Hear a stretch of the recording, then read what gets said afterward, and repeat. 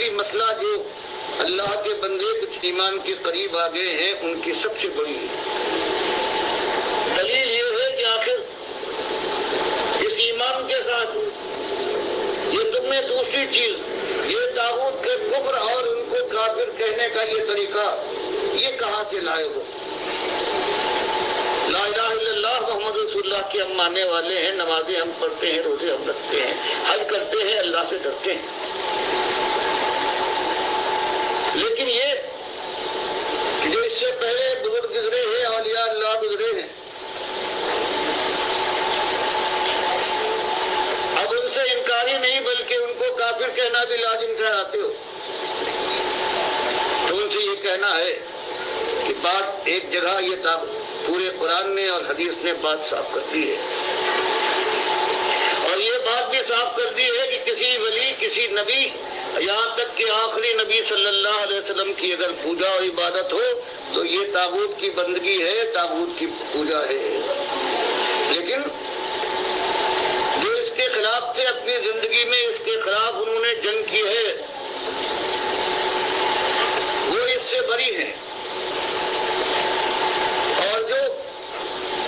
جہنم میں جانے والے وہ ہیں کہ جنہوں نے دنیا میں اپنی زندگی میں اپنی پوجا کی طرف دنیا کو مائل کیا ہے، ان کے لیے فرمایا ہے وہ ہوں گے اپنے ان پوجا کرنے والوں کے ساتھ۔ تو فرمایا اصلی مسئلہ یہ ہے کہ قوم کا اور اکثریت کا اگر ایک مزاج ہے اور وہ اللہ کے علاوہ دوسروں کی بندگی کرتی ہے، اور صرف بندگی کے معنی صرف یہی نہیں ہے کہ ان کے سامنے سے ڈگرے، بلکہ کسی مسئلے کے اندر اگر اللہ اور اس کے رسول صلی اللہ علیہ وسلم کی بات کچھ کہتی ہے، اس کو معلوم بھی ہے، تو وہ بات مانے ان کی، کہ جنہوں نے اس کے خلاف بات کہی ہے ان کی بات کو ترجیح دے، تو یہ بھی بندگی ہے طاغوت کی، جیسے سورہ نساء میں آئے گا آپ کے سامنے۔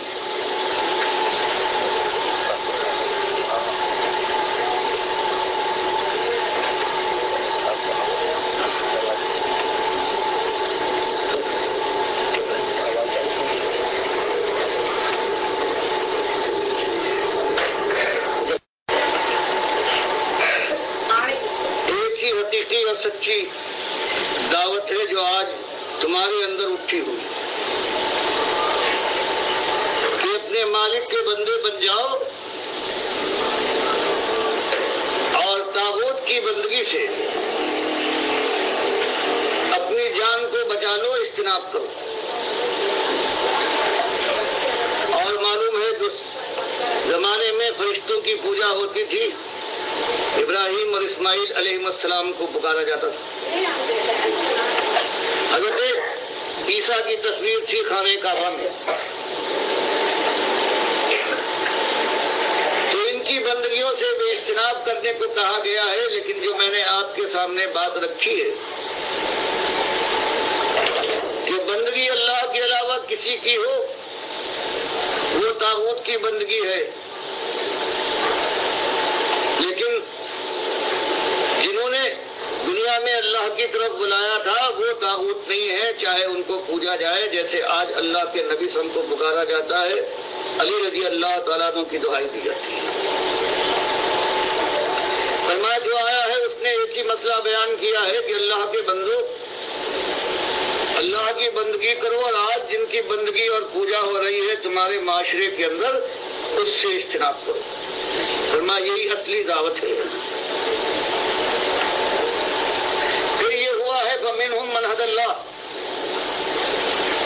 اس بات کو سننے کے بعد کچھ خوش قسمت ہیں، نصیبے ور ہیں، جنہوں نے سبقت کی ہے اور اللہ نے ان کو راہ دکھائی، لیکن اکثریت کا عالم یہ رہا ہے وَمِنْهُمْ مَنْ حَقَّتْ عَلَيْهِمُ الضَّلَالَةُ، مَنْ حَقَّتْ عَلَيْهِ الضَّلَالَةُ کہ اس کے اوپر گمراہی مسلط ہو گئی، اور بات سننے کے بعد، سمجھ لینے کے بعد بھی اس نے ماننے سے انکار کر دیا۔ باپ دادا کا طریقہ اپنی پرانی تاریخ سے چمٹے رہنا اس کی شان تھی، اور اس کے خلاف جانا اس نے برداشت کیا۔ فرمایا اس سے پہلے بھی یہی ہوا ہے، بات ایک ہی ہے کہ بندے اللہ کے ہو، اس کا کھاتے ہو، اس کی زمین پر رہتے ہو، اس کی ہوا میں سانس لیتے ہو، اس کے مارے مرو گے، اس کے فیصلے کے بعد یا تو آگ میں جھلسو گے اور یا جنت کی بادشاہی کا تاج پر کوئی بادشاہی کرتے رہو گے۔ لیکن تمہیں نہ ماننا ہے اور بات، اپنی ضلالت کو، اپنی گمراہی اور شرک کو اللہ کی مشیت اور حق بتا کر اور تم اس پر جمے رہو، تمہاری بات اور ہے۔ لیکن آنکھیں کھولنے کے لیے، عبرت کے لیے تمہارے خود اپنے ملک کے اندر کتنی قوموں کے مساکن ہیں، کیسی برباد قوموں کی نشانیاں ہیں جن پر سے تم گزرتے بھی ہو۔ میرے پیارے بھائیو، یہ آواز ہے ڈاکٹر مسعود الدین عثمانی رحمۃ اللہ علیہ کی، جو آج سے 37 سال پہلے میرے کانوں میں پڑی، لٹریچر ان کا پڑھا اور یہ دعوت دل و دماغ کے اندر اتر گئی۔ پوری طرح میں اس کو سمجھ گیا ہوں اور میں نے ساتھ دینے کا ارادہ کیا تھا اس وقت، اور آج تک قائم ہوں الحمدللہ۔ اور یہ دعوت بالکل حق ہے اور صحیح معنوں میں ایمان کی دعوت ہے، اور اس دور میں جو کفر و شرک ہر طرف پھیلا ہوا ہے اور طاغوت نے انسانیت کو اپنے شکنجے میں لیا ہوا ہے، اس کا یہ توڑ ہے۔ اس کے بغیر تم کبھی حقیقی آزادی نہیں حاصل کر سکتے ہو، اور ان چوروں، ڈاکوں، لٹیروں اور فریبکاروں کے جال سے کبھی نہیں نکل سکتے ہو جب تک یہ ایمان کی دعوت نہیں اٹھاؤ۔ ہر دور کے اندر، چاہے وہ آزاد قوم ہو عاد و سمود کی طرح، چاہے یہ بنی اسرائیل کی طرح فرعونیوں کے چنگل میں جکڑی ہوئی قوم ہو، سب کے سامنے یہی ایمان کی دعوت، توحید کی دعوت اسی انداز سے، اور خاص کر ہمارے لیے آخری نبی محمد صلی اللہ علیہ وآلہ وسلم کی جو دعوت ہے، طریقہ ہے، وہ بالکل بہترین نمونہ صحابہ اکرام نے جس کو اختیار کیا، اسی انداز سے یہ دعوت ہے جو اس دور کے اندر پاکستان سے اٹھی ہے۔ اب دیکھیے، یہ اصلی دعوت ہے، اصلی بات یہی ہے، اور سب سے بڑا اعتراض یہی تھا کہ یہ تم نے کیا غضب کیا ہے؟ ٹھیک ہے، تم ایک عقیدہ اختیار کرو، یہ کیا ہم سے مطالبہ ہے کہ ہمارے جو اکابرین گزرے ہیں ان کو بھی جب تک کافر نہیں کہا جائے گا ہم ایمانداری نہیں ہو سکتے ہیں۔ تو ان کو بتایا گیا تمہارے اکابرین جو کفر و شرک پھیلا کے مرے ہیں، ان کی کتابیں ہیں، چاہے صوفیوں کی کتابیں ہوں، عبد القادر جیلانی کی، محی الدین چشتی، جوہری، مجدد الافسانی، شاہ ولی اللہ کا پورا خاندان، پھر یہ اعلیٰ حضرت اور ابو الاعلیٰ، یہ سارے کے سارے جو وحدت الوجودیے اور اللہ کے علاوہ دوسروں کو پکارنے والے، چاہے یہ اشرف علی تھانوی کہتے ہیں اللہ کے بندوں کو نبی کا بندہ کہا جا سکتا ہے، محمود الحسن صاحب کہتے ہیں کہ اللہ کے مقبول بندوں کو پکارنا یہ اللہ ہی کو پکارنا ہے، یہ ایاک نعبد و ایاک نستعین کی تفسیر کے اندر انہوں نے تفسیر شبیر احمد عثمانی میں لکھ دیا۔ اسی کا یہ اثر ہے کہ آج ہمارے جس طرح عمران خان صاحب مزاروں کے سامنے سجدے بھی کرتے ہیں اور کہتے ہیں لا الہ الا اللہ کا مطلب میں تمہیں بتاؤں گا۔ بتائیے، یہ سب کچھ جو ہوا ہے اصل میں یہ جب تک اس کا کفر نہیں کیا جائے گا، اس کا انکار نہیں کیا جائے گا، کیسے آپ کو راستہ نظر آ سکتا ہے؟ کیسا ایمان آپ کا پھر آگے بڑھ سکتا ہے؟ تو یہی چیز سکھائی گئی تھی کہ اللہ اور اللہ کے رسول کے مقابلے میں جتنی باتیں ہیں یہ طاغوت کی باتیں ہیں، ان کا ماننا طاغوت کا ماننا ہے اور ان کا کفر ضروری ہے۔ تو بتائیے، یہی تو پہلے دن ہم نے بات سیکھی تھی اس جماعت کے اندر آگے۔ اب وہی معاملہ ہمارے جو امیر جماعت تھے محمد حنیف صاحب، انہوں نے لوگوں کو یہ کہنا شروع کر دیا کہ پورے خاندان یعقوب علیہ السلام نے یوسف علیہ السلام کو سجدہ کیا تھا، اندازہ لگے معروف سجدہ کیا تھا، کہتے ہیں سجدہ ریز ہو گئے۔ تو بتاؤ کہاں گئی آپ کی دعوت، ایمان کی دعوت، توحید کی دعوت کہاں گئی؟ سارے انبیاء تو اللہ کو سجدہ کیا کرتے تھے، اور یہی ڈاکٹر عثمانی رحمۃ اللہ علیہ نے اس کی بہترین تفسیر کی تھی وخروا لہ سجدا کی، کہ وہ سارا خاندان ان رحمتوں اور برکتوں کی وجہ سے اللہ کے سامنے سجدہ ریز ہو گیا۔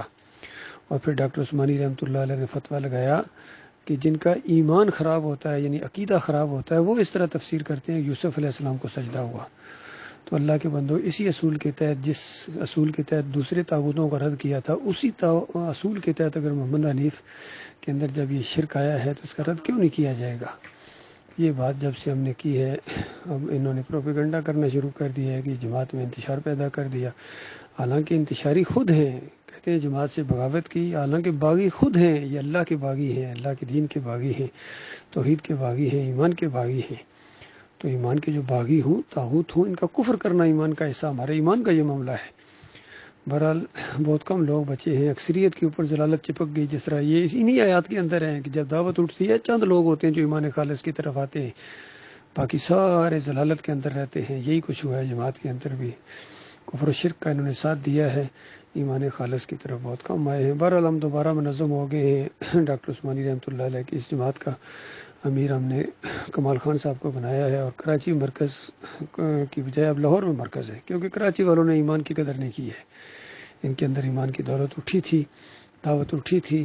اس کے اوپر قائم رہتے. تو یہ بہت رنگے جہاں بدلی کرنے والی دعوت تھی، لیکن رنگے جہاں انہوں نے کیا بدلی کرنا تھا، انہوں نے خود اپنے آپ کو بدلی کر دیا، ٹکڑوں میں بٹ گئے. تو ہمارا ان سے کوئی تعلق نہیں ہے، چاہے یہ